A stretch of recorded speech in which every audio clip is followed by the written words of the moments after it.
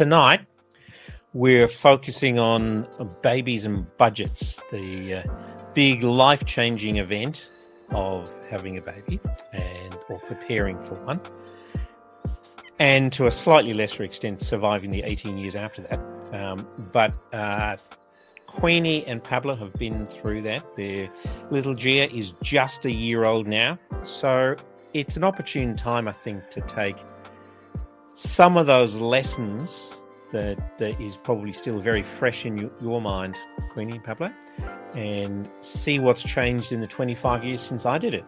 So welcome, guys. Can you maybe talk a little bit about what you did leading up to the birth and what the last year's been and what you've learned and what you wish you'd done differently?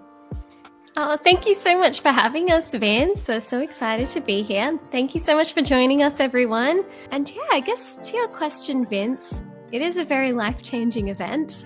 We have learnt a lot over the past year. It's pretty crazy. I guess something that we realized that I wish we knew earlier is you don't have to over-prepare and you will have time.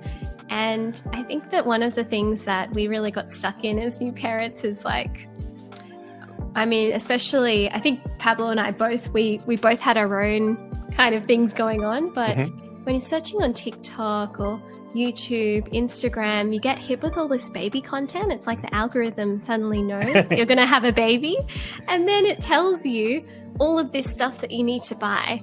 Amazon must-haves, my must-have baby items, and they all sound really useful at the time. So you start adding to your list, and then before you know it, your list is like kilometers long, stretching around the block. Did you have friends and family who've been through it before? I was one of the first of my friends to have babies, so I didn't really have that many people to ask. I still do have some friends, but yeah, even then, it can just be very overwhelming because you're like, but this lady says that it's essential. So what if I don't buy it? It's, pretty crazy. Oh, we've got some people. So hello, Tessa, tuning in from Sydney, and Michelle from Melbourne. Thank you so much for joining us. Yeah, people from all over the country. But yeah, I mean, I was, probably a fairly late father. I was 37 when Max was born. And we had no friends who'd done it before, and neither of us had family in Australia. So it was a complete mystery to me. It is such a mystery. It really is. So I think, you will have time to buy all the things that you need to buy, even though it can be stressful. So something I wish I did was not buy too many things just because I thought I needed it. There are only really 5 things you actually need: a pram, a bassinet, safe place for your baby to sleep, some clothes, a car seat, and nappies. That's it. Nappies and wipes. That's it. Only you can count them on your hand. All the other stuff can wait until you need it. I must admit, the one that surprised me most was the change table. I thought this was such a overkill. What's wrong with the kitchen table or the countertop? But actually, that was, I think, the best money we spent. That it was just the right height. It had a little bow in the cushion, so he wasn't going to roll off, and you had everything to hand. Before it happened, I would have had no idea that made any sense. It seems very bizarre, but for us, we were able to use worth every cent. Yeah. Yeah, we used our laundry bench top, so we saved the cost on the table. But I'm curious to hear from the viewers. Are you expecting a baby, or do you have a baby? Just so we know where you're part in the journey. Yeah, or thinking about it. And hello, Jade from Warung Country. We are on Eora Nation as well here in Sydney, Australia. So thank you so much. Very exciting. The Victorian ones always have more interesting spellings than the New South Wales ones. Yeah. Very interesting. Would love to hear what part of the journey you're on. And had you managed to fix the car seat to the car before Gia was born? Yeah, we did. We managed to fit it in. The funny thing is that we bought the car seat, and then like a month before having Gia, we got it. We paid someone to install the car seat, and now when we go overseas, we have to set up this baby car seat in Ubers everywhere. So we just mastered the art of like putting the car seat in any car.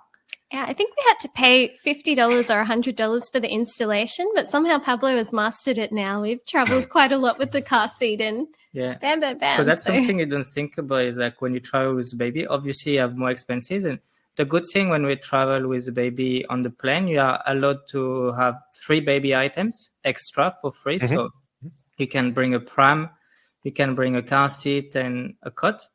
But the car seat is really useful because you're not going from your place to the airport. You need a baby car seat, or otherwise, like if you order a taxi with a baby car seat, is like 3 times more. So it all adds up every time. So if you just order and bring your own car seat, even if it's a bit of a hassle, I think it's money saver. Yeah, it's really good. Oh, wow. We've got a few. So we've got Matt still mixing the batter. Jade expected in 2 weeks. Love that. 2 weeks. That's so exciting. Congratulations. Mm-hmm. And Cheryl just got married in November, which is why we're thinking the next thing, which is baby. Very exciting. Cheryl, Abby from Toogoolawah in Queensland, due in 12 weeks. Oh, very exciting. And Fiona from Melbourne, expecting at the end of July. Leo baby. Oh, I'm so excited for you all. It's honestly... I think it's one of those things you just have to go through it. And it really made me appreciate my parents a lot after going through it. I'm like, wow, somebody kept me alive. Like it is not easy. So, but it is amazing. It is quite when you look back the other side and you go, how did I manage to get this young man to adulthood in one place in a reasonably good state of mind and now finding his own way in the world? It really is a miracle. I don't know if you guys, did you do those prenatal courses? We went, I think it was 4 Wednesday nights. We had to go to Randwick for some reason. And I spent all this time about the first 5 minutes. And nobody told us about the 18 years after that. Same. It was same. It is, it's crazy. The birth is like that, and then the parenting, that's the really hard part. And I think no one really prepared me for breastfeeding. That was hard, but it's been a year and now I've stopped breastfeeding, which I'm like, yay. But man, that was difficult. So yeah. Cool. Well, just getting back to the budget to get started, you being a good personal finance content creator have kept good track of where you spend. So tell us a little bit about what you spend. You hear all sorts of horror stories about how expensive this actually is. What was your experience? Oh, it is quite expensive. And even though we were mindful of what we spent, like we still spent a few thousand just on baby items. Like we mentioned, a pram is really important, a car seat, those things can be quite expensive. And just like other things like clothes and things like that, I think in total we've spent around an extra $500 per month just on baby items. And now that she's started childcare as well, that's like an extra cost as well. So we spend about an extra $1,000 per month on childcare.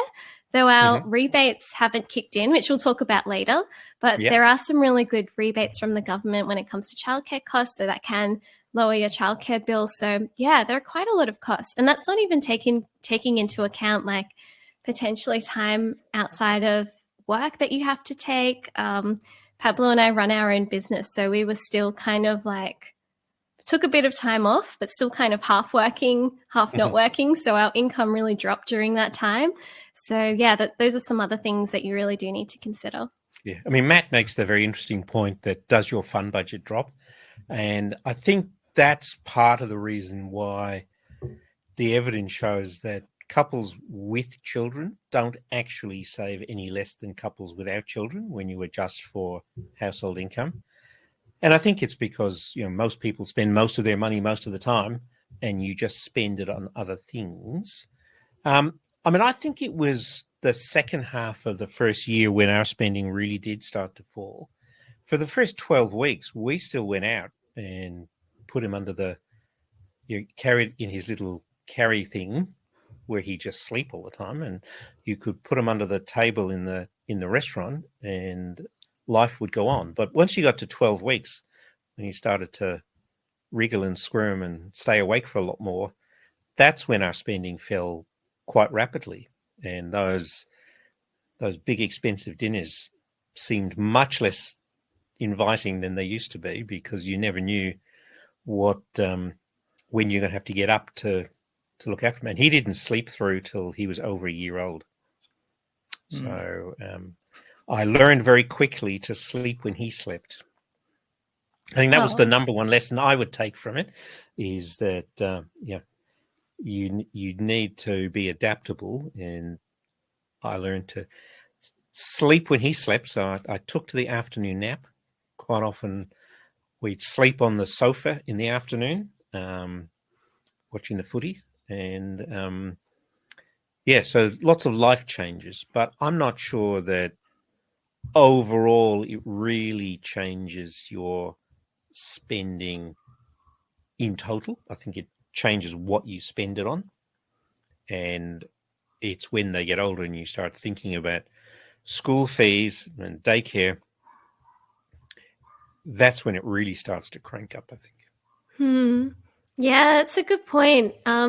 You do become a lot more mindful. So I know it's scary looking at the costs, but you'll find ways, you might have to cut back in other areas. You probably won't even be eating out very much the first couple of weeks or months, going out doing fun stuff, because you just don't have the time to spend any of that money. Yeah.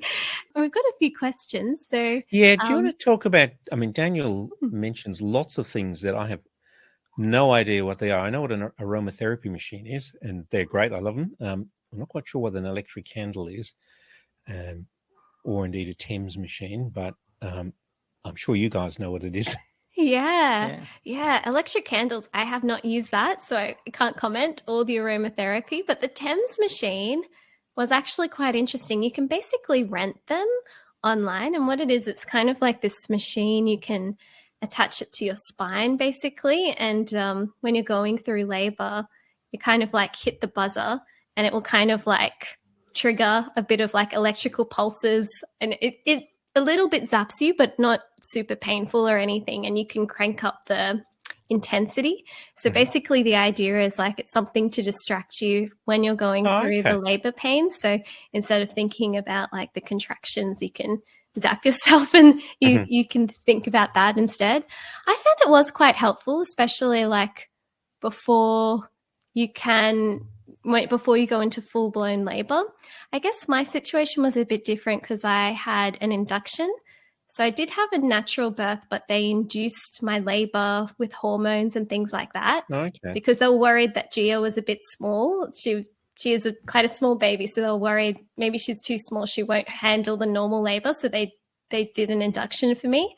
Yeah, and then there's also sometimes a bit of a lag, depending or not if you want an epidural. I had an epidural. It was quite good, but there is, even if you do want one, you do have to wait quite a while until your labor progresses quite well, until they give you one. So it could be something to help distract you from the pain. But yeah, one of the things going through the process was you might have a birth plan, but sometimes not to scare you, but it can go out the window when you get there, because the doctors are okay, we can't do that, we have to do this. And you're okay, I guess that's that.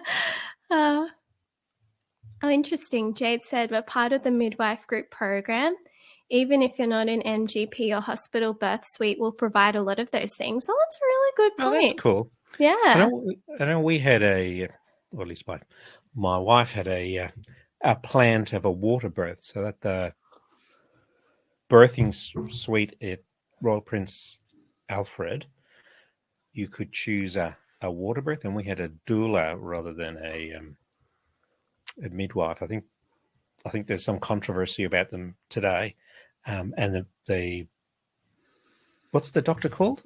Obstetrician. The obstetrician didn't actually turn up till after he was born. Oh, wow. Interesting. How After was the 30 water after- birth? Well, it was pretty good for the first 20 hours. It got a bit hairy after that. So Oh, no. the drugs were wheeled in, and he was born at, I think, I'm going to say about 3:00 in the morning. And we were home after breakfast. Alison was not staying in the hospital. So, so we were home very shortly after breakfast. That's not a recommendation, peeps. It's just experience and possibly against my better judgment. But sometimes some battles you should not attempt to fight, guys. And, yeah. Oh, interesting. We've got some more questions. Thank you for bringing them in. So Anna asked if this will be recorded, and Vince, I believe it will be. Yes, it will. So everybody who registered will get a link to the replay. It might not be tomorrow, but certainly within 48 hours, you'll get a link to watch the replay. The slides on the Centrelink stuff will be in the Files tab. You can go to the Files tab and download it. They might not be there yet, but when we get through those, they will. Fiona makes the point about this huge decision about buying prams and cots, and it's so complicated, and the prams are just getting so expensive, and they're getting so much bigger. No wonder we all have to drive bigger cars. It's so overwhelming. I think one thing that saved us quite a bit of money that we didn't know until we went to a baby expo was, I think, one of the prams that there are some really popular prams that everyone recommends, like the Vista, Upper Baby Vista V2. That was the one we were considering, but it's $1,500. We were like, that's a lot of money. We went to the baby expo to have a look at a few prams, and something that we realized there was like some of these prams are actually double prams. So the Upper Baby Vista is actually like a double pram, so it can fit two kind of like seats on there. And we were thinking like, oh, we're not having twins. Maybe we probably would want another baby, but like we're not sure if we'd actually have them so close together that we would need a double pram. And so basically like the cheaper version of that was a single pram, and it was $1,000 opposed to like 1.8K for brand new. And this would be even cheaper if you get it secondhand. So that was something we didn't know. Some prams are double prams, and that can increase the cost by almost double. So maybe you won't need a double pram, but maybe you would if it looks like someone's having twins, Matthew. You probably do need the double pram, but that's very exciting. So for those of you who are pro members of Life Sherpa, you may have spoken to one of our Sherpas, Callum, and he's had 2 sets of twins. Oh, wow! All four of them girls. Whoa, that's amazing! I feel like that would be so much fun. Different mothers. So it's obviously his fault. Oh wow! No, I can't imagine. I think that would be so much fun.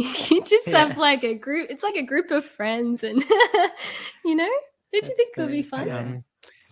I mean, Karen's point about public or private. Which way did you guys go? We went public, and I was a bit nervous, to be honest, because I'm like, oh no, is it not good or something? Sometimes you might talk to family members and they might have a particular view on things. But we decided to go public because we didn't really want to have to get private, like a very expensive private health insurance just to get into the private hospital. And some friends that we know that actually work in public hospitals, they said that it was great and like fine. So we went there, had the best experience. It was honestly really good. We went through the midwifery group practice. I see a few people are part of that too. So it was really good. Is that what that stood for? I was wondering what that abbreviation was. Okay. And we had the same midwife throughout our pregnancy up until the birth, and she even did home visits after the birth, which was really cool. And one of our friends actually, you would know her, Sugar Mama. She's also a finance content creator as well. Yep. She was mentioning that she actually went private for her first baby, but something she didn't realize was she had private health insurance, but not the top plan of private health insurance. And she got a huge shock because she thought it was covered, but she got like an $8,000 bill after having her baby. And that was a shock to her. So the next baby, she decided to go public, and she said it was like totally fine. And then the next baby after that, she went public as well. So I think like it's really up to you. I think from what I gather, it's like you get your own private suite, like a hotel. And well, the matter in North Sydney is like a 5-star hotel.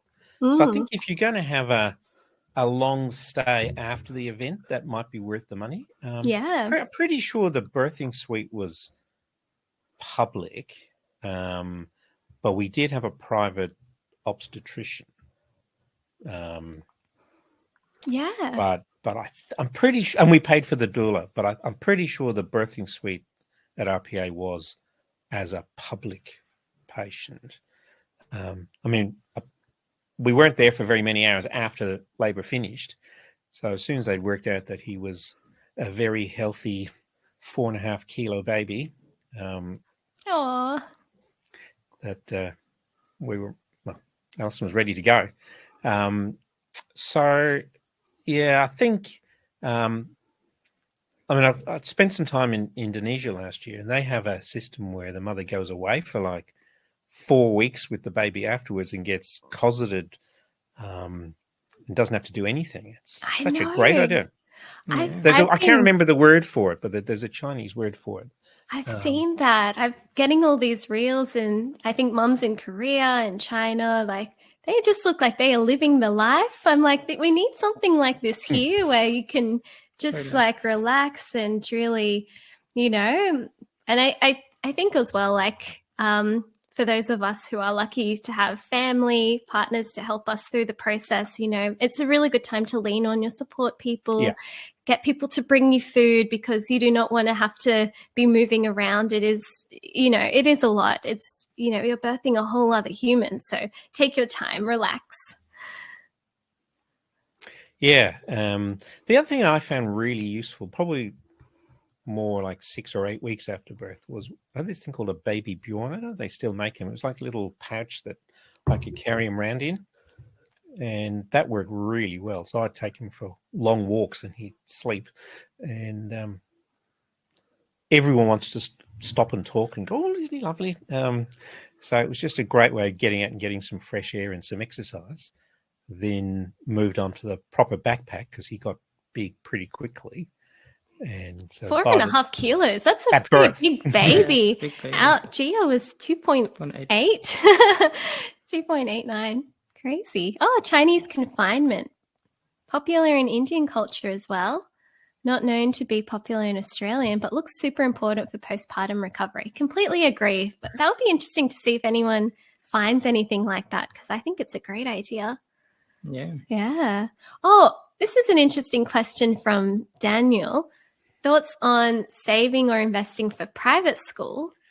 Yes. Now thinking ahead, Daniel. I like it. Well done, Daniel. I mean, this whole school thing can be horrendously expensive. And certainly, we went, and I must admit, it was the biggest financial decision I made with next to no forethought. I just went, I went to private school. Everyone goes to private schools. I'm going to go for private schools. And so we spent more time working out which school than we did about, well, do we actually spend what was then $250,000 over 12 years and is now a lot more. So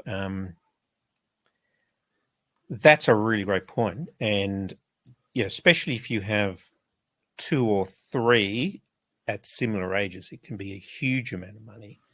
But of course, not all private schools are $30,000 or $40,000 a year. That's really a small handful. Probably 100 schools around the country. There are another 1,000 independent schools and probably 1,500 Catholic schools that would fall into the private category, which cost an awful lot less. But planning ahead and working out what it's going to cost you is probably the decision that people don't spend enough time on. Often this is a cultural or personal decision that's, I want my boy to go to the school I went to. I went to private school. I go to private school. And so it is a challenge. And it does make sense to try and spread it out over as long as time as possible. So I would definitely start looking at setting aside some money, which we'll talk a bit about investing for kids later. But it's a decision, and an expensive decision, and one that's quite hard to make in advance. And we started at Newington, which is obviously one of Sydney's big sporting schools, probably more renowned for its sporting prowess on particularly the rugby field and its contribution to the Wallabies than it is for its academic skills. And he just did not fit in at all. And we struggled for quite a while. We then ended up getting a consultant to help us pick the second school, and it was a school called John Collette at Belrose. So anyone who lives on the North Shore of Sydney should check this out. When the consultant told me about it, I went, that's just bizarre. They provide a vegetarian lunch for the kids. You're not allowed to bring meat or fish to school. They learn Sanskrit, the chants. They sit on traditional desks. They shake hands with the teacher. And John Bell, the Shakespeare guy, runs their Shakespeare program because his kids went there. And so they did 2 Shakespeare plays a year in primary school. So it's such a great training. But I would never have thought of that before we were put onto it. And I was very skeptical when I went for the tour. But it did in the world of good. So matching your kid to the school is, probably more important than the which level of expense you contribute towards it. So true. Yeah. So, but if you are going to do it, yes, spread it over as many years as possible. That's a good point. Matt wants to know where we got the consultant. It's too long ago for me to remember, but I'm pretty sure our OT made the recommendation. I can probably find out for you, but this is 17 years ago, so you'll have to forgive my memory. But I think it was our occupational therapist who put us onto it, and it wasn't very expensive, but it got as a result that there was no way that I could have made, or we could have made on our own. So the old days of there's one right answer for all schools are just gone. They're so different. So true. He finished his schooling at St Andrews in the city, which was really good. And they had a really good after school program where they did their homework in the library and supervised, and then they gave them dinner. So you could pick him up after dinner. We had dinner with his mates and came home with his homework done in a really great state of mind. So thoroughly recommend that one. But, not everyone can get there. The other big question, obviously, is co-ed or not co-ed. It's really hard to find co-ed schools for boys. And I thoroughly recommend that anyone reads Steve Biddulph's book and Carr Gregg. What's his name? Can't remember his first name. His surname is Carr Gregg. That's Carr-Gregg. And he's written a whole bunch. This is probably more for older kids, so you probably don't want to be reading this till they're getting close to teenage. But he's got a couple of great books. Thoroughly recommend it. I'm curious to hear from everyone. Like, did you go public, private? What was your experience? Would you have preferred to be one way or the other? I know for myself, I went to a public school. I found it was great. People were very, very smart. It was a selective school though, so people were very smart. I felt very dumb there. I was like, probably, well, I felt like I'm an imposter here. Like, I don't know how I got into this school. But yeah. That's a New South Wales thing, though, isn't it? Selective high schools. I think they must have them in Victoria too, maybe other parts. But that was interesting. Part of me I agree with you, Vince. I think you got to match the kid to the school, because sometimes if you feel a bit like out of place and like you don't belong there, that's big impact. But yeah, curious to hear from people what their experiences were. And public school too. Yeah. Well, in France, you don't have selective school or anything like that. But after the HSC, the French HSC, you have like a preparatory school for 2 years to get into like medicine. So that's how it works. It's not before the HSC, it's after 2 years after, and then you have like exam, and then you can get in. That's how it works. Yeah. So just on the subject of investing, before we do move into the more mundane Centrelink side of things, the whole concept of investing for kids, so separate to paying for school, which I think is just spreading an expense. But we get a lot of people who, spurred on by the joys of fresh parenthood, think I need to start saving money to make them a millionaire at 21, or give them the deposit on a house, or let them start adult life without a HECS debt. And so the question arises, well, how do I save money? And there's a bunch of technical issues which we help people with. And one thing that most people don't know before they start down this path is children don't get a tax-free allowance, and they don't get access to the low-income tax offset or the a whole bunch of other things. So if they earn more than $416 or thereabouts in investment income, they will pay more tax than you will. And so that leads people to think, well, do I keep it in my offset account? Do I invest in my own name? Do I need a family trust? Do I look at an insurance bond or an education bond? And a lot of that is around what control you want to keep, how much money you're talking about, and will it actually survive the daycare years? That's I see so many people start out with great intentions, saving big sums of money, and then the reality of daycare costs hit, sometimes extended time off for one of the parents, and the money gets taken out. So I think starting with a realistic plan and looking at what you're trying to achieve. A lot of people, particularly in Sydney, obviously and to a lesser extent Melbourne, are going, well, how are my kids ever going to be able to afford a house?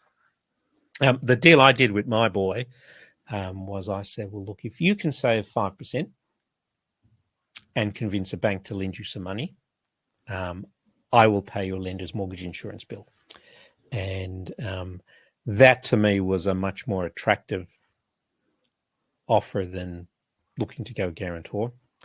And it was also, put it to him to demonstrate that he could actually save some money. And as it happened, he moved to Melbourne just before their big lockdown and got a great wad of cash he did manage to save his 5%, got a wad of cash from the Victorian government as part of the COVID incentives, and did manage to buy a house. So he's been in the one contribution I did make to it, I did get him a 5-year fixed rate mortgage at 1.99%, which is shortly coming off. So that was the big plus. So, Queenie, you and I spoke about this at South by Southwest when we were on a panel there not that long ago, and I think you've got a different view on this. Yeah, I think it's interesting to hear your point of view because, we were just talking and Vince was saying that I guess he sees a lot of people kind of intending to invest for their kids, but then that money just gets absorbed in like daycare costs and, other family costs, which is understandable because things are so expensive. So I completely agree with that. Like, you have to put on your own oxygen mask before you help others. That's great image. And that's the best way to set your kids up financially is like if you're in a good financial position yourself, then that's going to help them, in the future as well, like not having to, help you out in your older years. So definitely all for that. But if you are in a position to be able to contribute a bit of money into maybe a portfolio or you like the idea of setting something aside, I think it's a fun idea. Pablo and I have started. We do $1,000 per year on her birthday every year.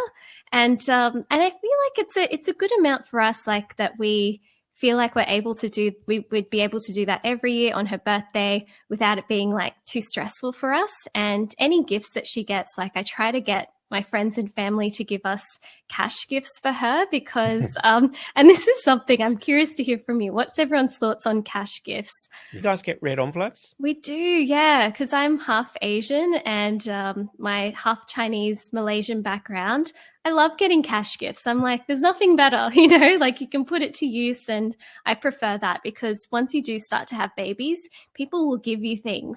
And a lot of those things you may not even need. So I feel like maybe it's time to start, if you're comfortable with the cash gifts, start asking people, is it okay if I have like a cash gift? And maybe that's money that you could put aside for your kid or invest for them in the future. That's what we're doing.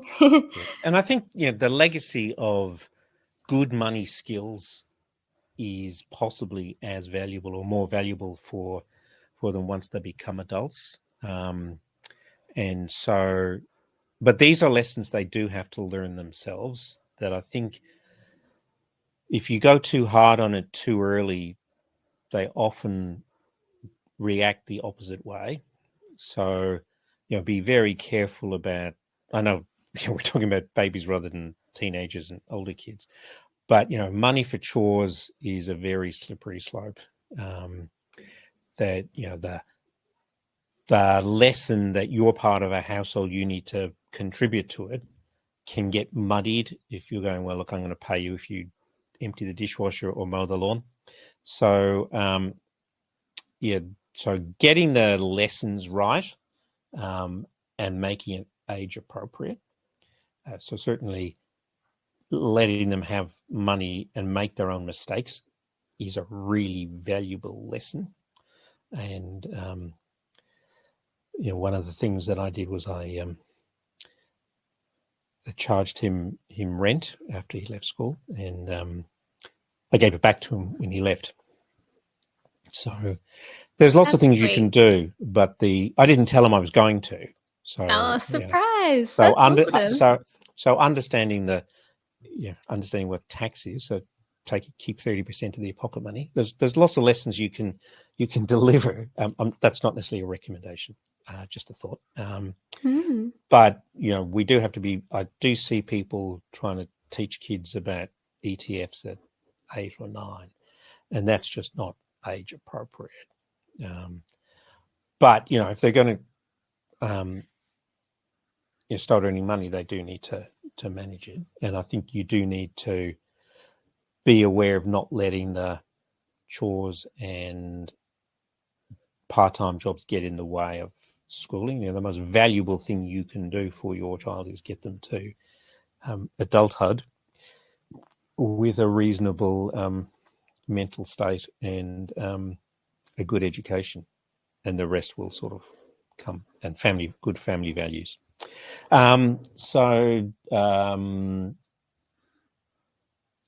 Chris asks about investment or education bonds. That's almost an episode in its own right, and that's one way of avoiding the penalty tax for the child. and potential capital gains tax.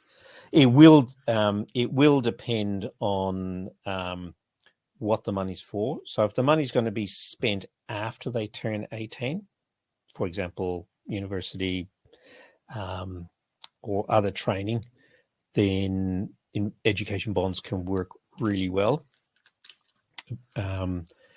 If you're not a top rate taxpayer, it can end up costing more. So it's very much an individual thing.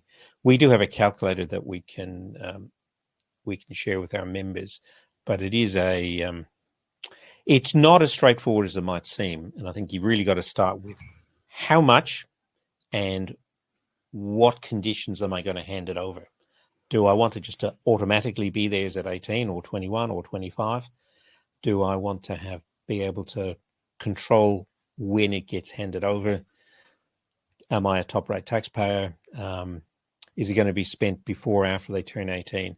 Lots of complexities. And to some extent, let's not overthink this stuff sometimes, and, just get started. And when you're starting to deal with a reasonable sum of money, like 5 or 10 grand, by the time you get to that level, then it's time to start thinking about the logistics of it. But I think getting started is 9/10 of the job, and building it into your budget if you're going to do it. But, as Queenie said, fasten your mask first. There's, a lot of people who have babies or are having it at the same time. They got the biggest mortgage they're going to have in their life. They're still early in their career.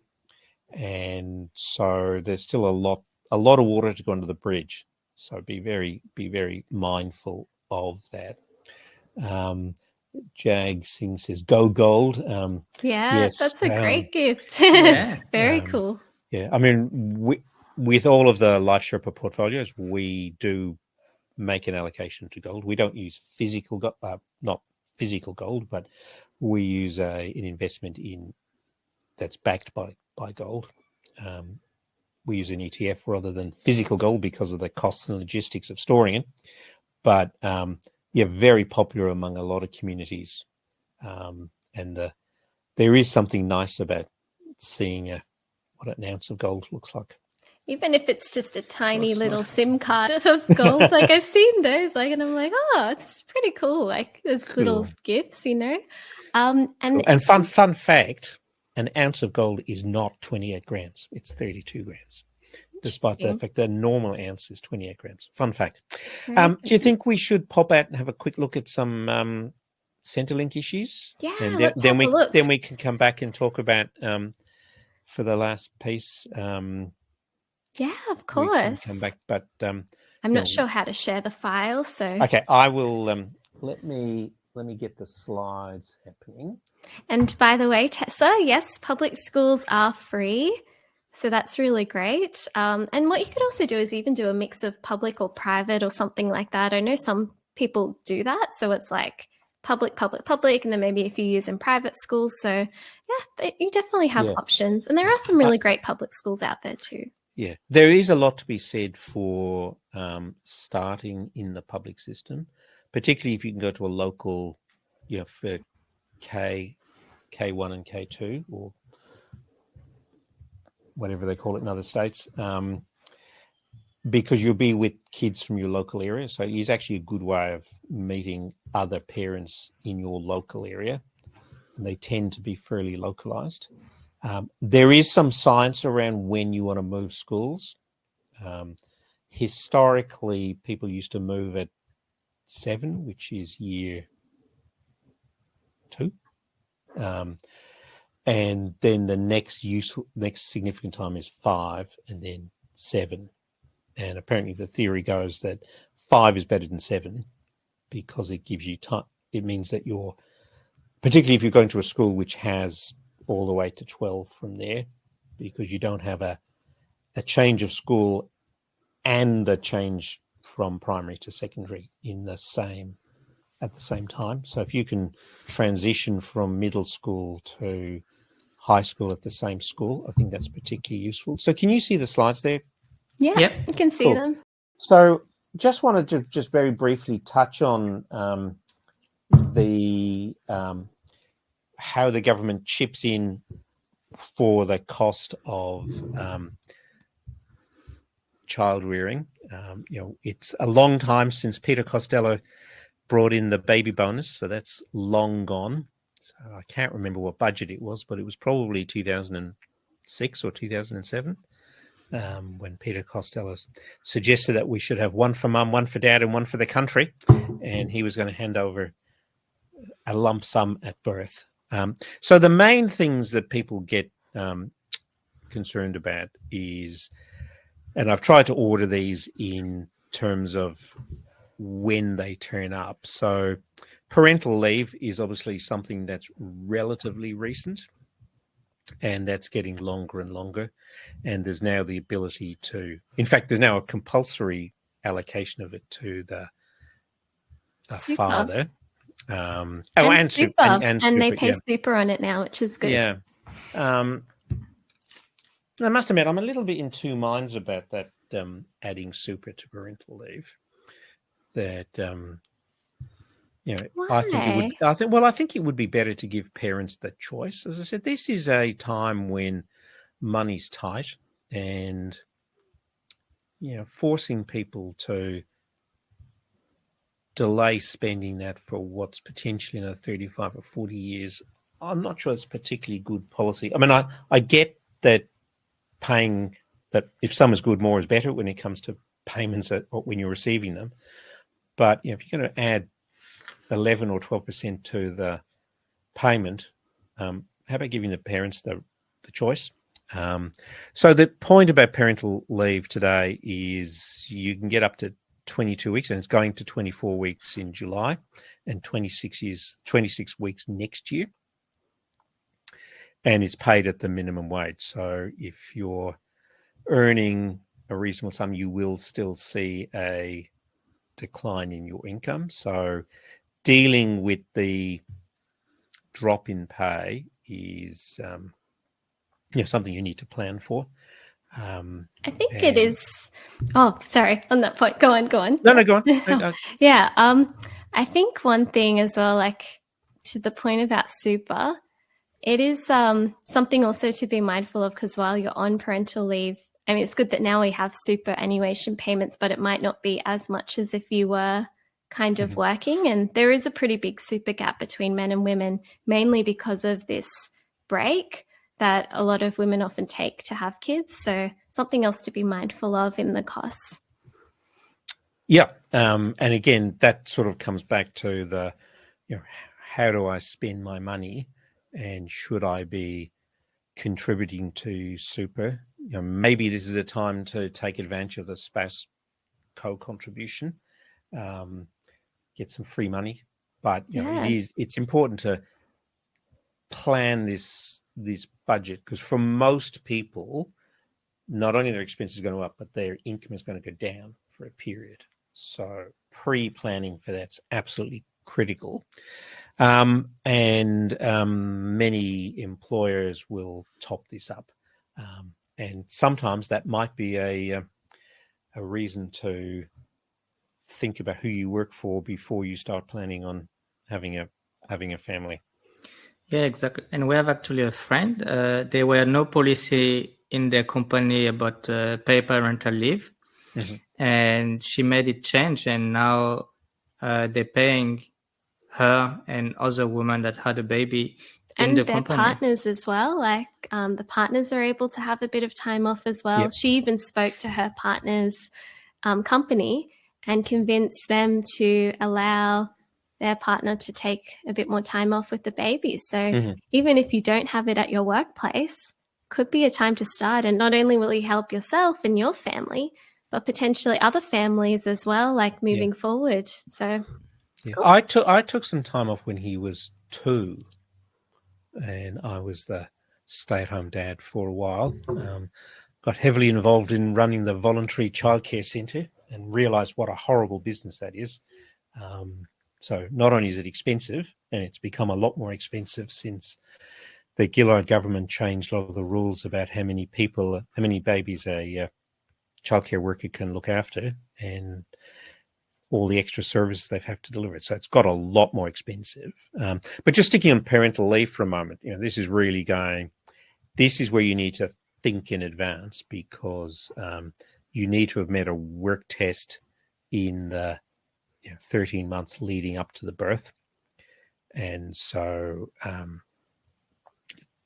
you might not want to be, you might be careful changing jobs too close to the event.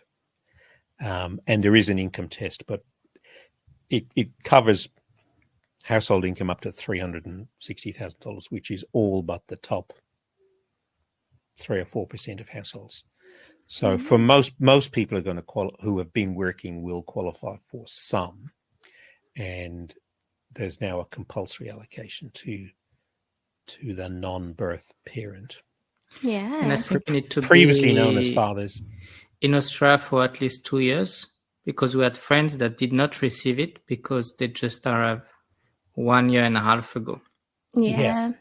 And also agree with Jade. It's so good that we have super on paid parental leave, because more women are going to have more money in their super, and just parents in general taking parental leave. So it's really good. The old dad and partner pay has been canned, and now it's been replaced by a reservation of part of the normal parental leave.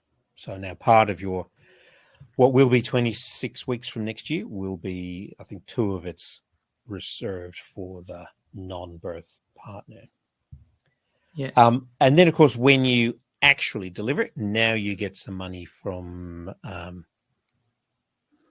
Centrelink. It's a lump sum, not a particularly large one, but will probably get you a car seat and a few other bits and pieces. It will get you a car seat, but much later than when you need the car seat, because just so you know, like when you apply for it, it takes like a couple of weeks that you get approved, and then another couple of weeks that you get the money in the bank account. So don't think when the baby is born, the money is going to arrive straight away. It's going to take at least maybe a month or something like that you get your application approved and all these things. So possibly not even time to meet the credit card bill. So you do need to plan in advance. Exactly. So these are available for download. So I'm not going to labor each point on this. Then there's some more stuff that you get if you're otherwise eligible for Family Tax Benefit A. Now, this is a really complicated one, particularly if you're separated from the baby's other parent. And this is where getting really good advice on the separation is really critical, because generally you can't get a full Family Tax Benefit A unless you've got assessed for childcare, for child support, even if you're not paying it. So it can be quite complex here, but generally this is a good plus. And then we get on to Family Tax Benefit A. So this is a supplement that you get in your you get it paid either through your tax return at the end of the year or fortnightly from Centrelink. And if your income is uncertain, particularly where you're not sure whether you're going back to work or not, it can be a bit safer to get this in your tax return. And it will depend on the way the income in the household is split. So there's a good calculator on the ATO website, so I would recommend you do this. But this is one of the benefits of, we talked about investment bonds earlier, that even though they may not be the most tax efficient in the world if you're not a top rate taxpayer, and top rate doesn't cut in until $200,000, so you sort of need 2 top rate taxpayers in a household. So that's a pretty high income household. But it can help you with your FTA and FTB claim because it doesn't turn up in your tax return. So there is a a little bit of arbitrage here. So it just takes good financial modeling to get there. That if you just look at investment bond on its own, if you're not a top rate taxpayer, it makes very little sense because it pays tax at 30% and it doesn't get the CGT discount. So your effective tax rate is going to be 30% less franking credits. Whereas if you held the asset, even as a top rate taxpayer, you'd pay 47 on the income and 23.5 on the capital gain. So your average tax rate's going to be pretty close to 30, depending on how much franking there is. And if you're a lower rate taxpayer, it doesn't make sense. But it can improve your access to the family tax benefit A and B. So lots of complex modelling there.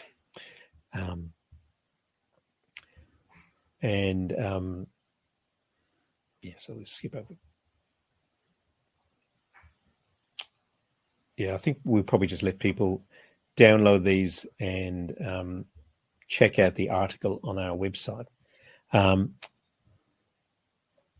So for those of you who are going to be the principal carers, so you're not potentially not working, then there's obviously parenting payments and other benefits. So I think we're sort of moving on a bit in terms of time. So I think it's probably better to move on to questions than move through these. These slides are available for download.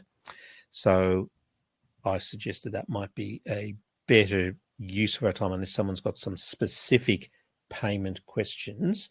And there is an article that takes this in some more detail on the website. So maybe we should go back. You were looking at the chat while I was on the slides. Yeah, we've got some good questions, so really exciting. So Matt wanted to ask, have you noticed members or clients that take parental leave struggle to go back on the same career path they were on? This is a real problem for guys in particular, that employers, there used to be a thing called the mummy track, where women who took time off to have babies and sometimes return part-time or looking for less stressful roles did suffer when it came to career advancement. But the elephant in the room, I think, was the way men get treated. And I think this is a hidden risk that a lot of bosses, particularly older bosses, do struggle with what might appear to be bias, less commitment to career, and therefore are less likely to hand out the promotion. So this is definitely a risk, and it's a bigger problem for guys than it is for gals. But I think it's more bias as well. There is a bit of it happening. I've noticed even the childcare always calls me instead of Pablo, but we both sort of pick Gia up equally, like we both work full-time equally, but they'll only ever contact me. It's just that those assumptions. So yeah, I guess sometimes it is a bit like this, but hopefully I think we're moving in the right direction, which is good. It is. And having a surname that's not the same as your child causes real logistical problems at daycare and school. So you'll end up getting called Mr. or Mrs. the other name all the time. And schools always call the mother, even when you tell them not to.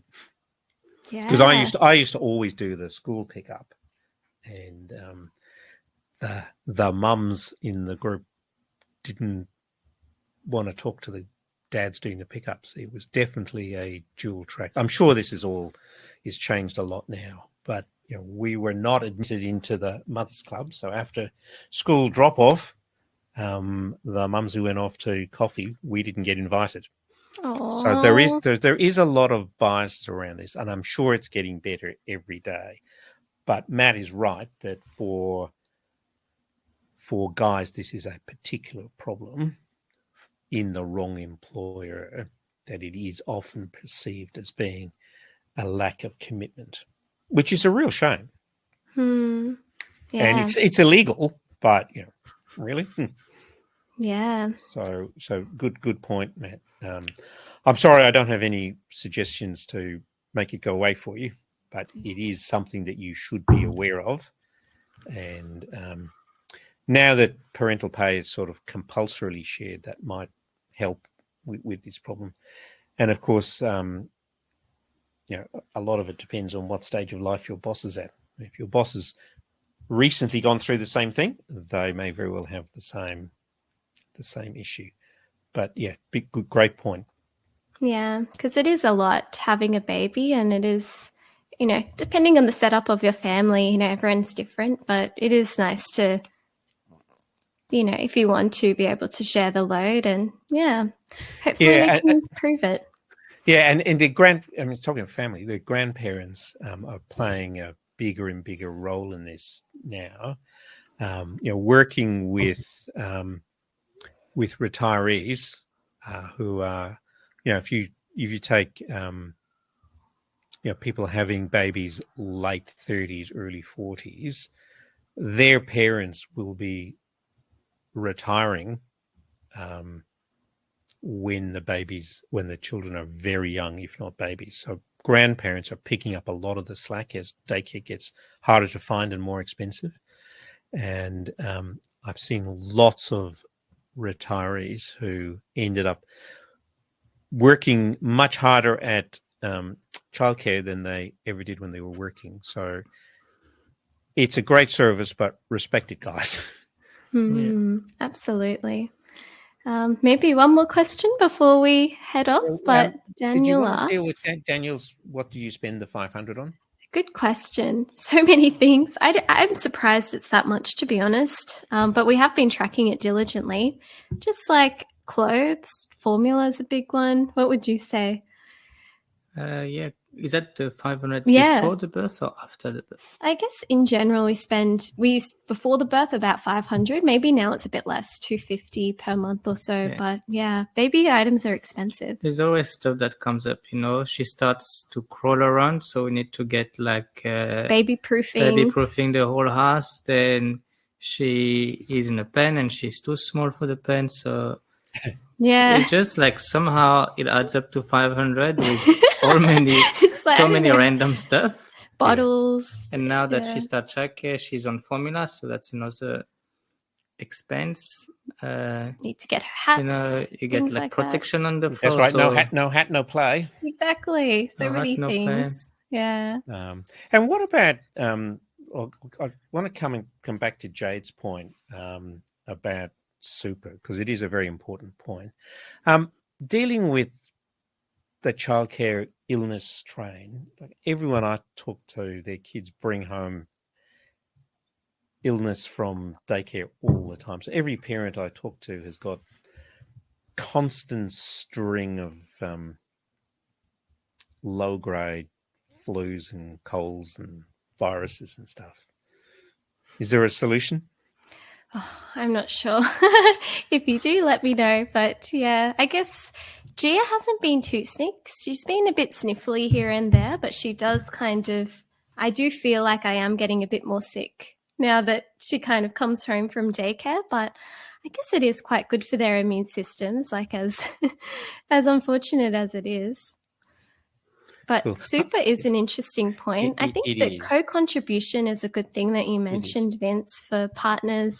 They basically, like, maybe there's a partner that's working a bit more, especially in the early years. That partner could contribute extra to their spouse's super, right? And get benefits. Yeah. I mean, Jade makes a very valid point that, because women still earn less over their career, even though equal pay has been law for, 20 years, it is true that over their working life, women on average earn less, largely because they spend less time in the workforce. And that therefore, because super is a percentage of pay, that has the natural corollary of leading to lower super balances. And so women do get to retirement on average with lower balances than blokes on average. And so as a household, this is something we have to deal with. And many of these decisions are not external impositions. They are decisions made around millions of Australian kitchen tables every year as to how we as a household are going to manage our finances. And the point I was seeking to make, however inarticulately, was that $1 saved is, apart from the tax, broadly the same whether you pay that money off your home loan or you invest it for your kid or you put it in your super fund or you invest it outside super. That compounding works as a household, and we all need to turn some of the human capital we started adulthood with, that is our ability to earn an income, whether it's through education, experience, or training, into financial capital by the time we retire. And the amount that you need to not spend during your working life so you can spend after you stop working is a personal decision. So if you're happy to retire as a couple on $50,000, you don't have to save any money for retirement because that's what a couple age pension is worth today. And now, for many people, maybe even most people, 50,000 ain't going to be enough. And so we therefore need to save some of our working life income to spend after we retire. And so how we do that is a personal decision, and how much of that income we want to defer into retirement is a personal decision. We are all being forced, as of next year, to put 12% of our pay into our super funds, which should replace about 40% of your pre-retirement income if it's husbanded well. The decision we all need to make is how much more of our household income we want to put in that pile as opposed to spending it today. That's not an easy decision to make at 25 because very few of us, or 30, because very few of us know what being 60 or 70 really looks like. And the big decisions around where we live and what we drive, which will take up 40% of your lifetime household income, are the big things to get right early on. That for many people, letting the compulsory super do its job in those early years to get through the lean years about, when you've got a big mortgage relative to your income, you've got young kids with big expenses, you've got possibly big insurance bills because you've got big risks. They're not necessarily times to be putting away money that you can't spend for 30 years.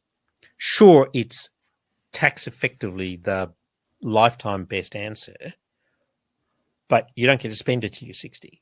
So there is a natural trade-off here that we need to get right. And for many people who haven't got through those daycare years, making extra super contributions is unlikely to be the optimal answer. So that does leave us with the problem that women generally get to retirement with lower super balances. And that actually only matters when the household breaks up. That what matters for a household is the household income and the household assets. And there are some benefits in having depending on your circumstances, you may be better off having more of the super savings in the younger spouse's account. There may be advantages in having it in the older spouses. So if you want to get access to the money earlier, you need the money in the older spouse's income. And as a general rule, we blokes marry younger women, which is a really dumb thing to do actuarially, but that's a story for another day. And so, if you think you're going to get an age pension, you might be better off having the money in the younger spouse's name because it's not counted for the asset test until you reach 67. If you're not going to be getting an age pension, you might want to get earlier access to the money. So how it's split between partners is a fairly complex piece of planning. There are obviously psychological benefits in having level balances, no doubt about that. And don't underestimate the power of pocket money or money to spend without consultation or guilt or shame whilst you're not working is a really important part of financial planning. I agree. But notion, and so, if some is good, more isn't always better. And that's one of the soundest rules when it comes to financial planning. And it's a process, not an event. So absolutely, we want to see people retiring into a long, healthy, abundant, purpose-filled retirement. But forcing people to trade off 12% of their income may or may not be the right answer. I guess it depends. I think everyone's different. I personally think it is. Oh, absolutely. Sorry. I personally think it is good. And, always good to keep it safe as well, as much as I love Pablo and I know we'll be together forever, but we both grew up in single parent households. Our parents split up when we were very young. So, I think it's always good to play it safe. And, we both have assets in both of our names together separately. So if anything were to happen, neither of us would be, out on the street. So I guess that's always something to consider. How it's split whilst you're married is largely academic when it comes to splitting up the household. Yeah. That it's all, and that's possibly one of the great advances over the last 30 or 40 years is the whole family law space, where the whole household assets are taken into account. So, and of course, splitting up a household creates a huge amount of financial stress because now you've doubled your household costs because now you need two houses instead of one. So big issues. But the notion that 12% is the right answer for everybody and you don't get a choice about it is not necessarily the smartest answer. But that's what we work with. You've got to play the hand you're dealt.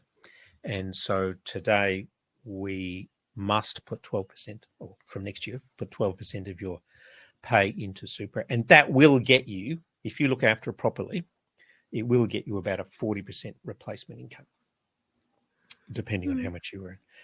And that's all after tax. That's all tax free. So that's a great start. Is it enough? Well, there's 4 pillars of a retirement income. Obviously, you want to be getting to retirement with a paid for house.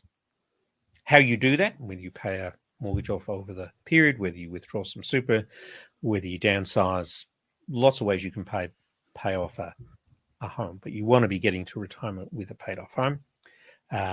Super is the next pillar. Then income from outside super, and then of course the age pension. And the age pension for a couple is $50,000. The ASFA standard for a comfortable retirement income for a couple is $73,000. So then that may not be comfortable for you. It may be extravagant for you, but the planning for retirement, you made the point about fixing your mask first. well, making sure you've got a roof over your head and food on the table and clothes on your child may very well be far more important right now than what retirement will look like in 30 years' time. That's the point I was seeking to make. Yeah, I think we've gone quite late, Yep. but I'm so grateful that so many people still on. Great point, Jade. Completely agree, and it's so important, and it's good that we talk about it, because we're not going to fix it unless we talk about it. So it's good. It's really good. And I'm glad that we have it. Thank you so much, everyone, for joining. Thank you so much for all of your questions. I'm so excited for all of you having your little bubbers or considering having it. It's amazing. You can watch the full recording after this, and we'd love to hear your thoughts. Send me an email. We're always here. And hope you have an amazing night. And thank you so much, Vince. Where can people find you, Queenie? On social media, Instagram, TikTok, YouTube. And where can they find you, Vince? Well, we're obviously at lifesherpa.com.au, and we're Life Sherpa, My Life Sherpa, I think, on Facebook.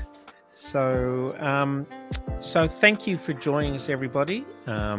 We do this once a month. We don't always have the pleasure of Pablo and Queenie joining us, but we do pick an after hours topic every month around this time, and everybody who registers gets a link to watch the replay.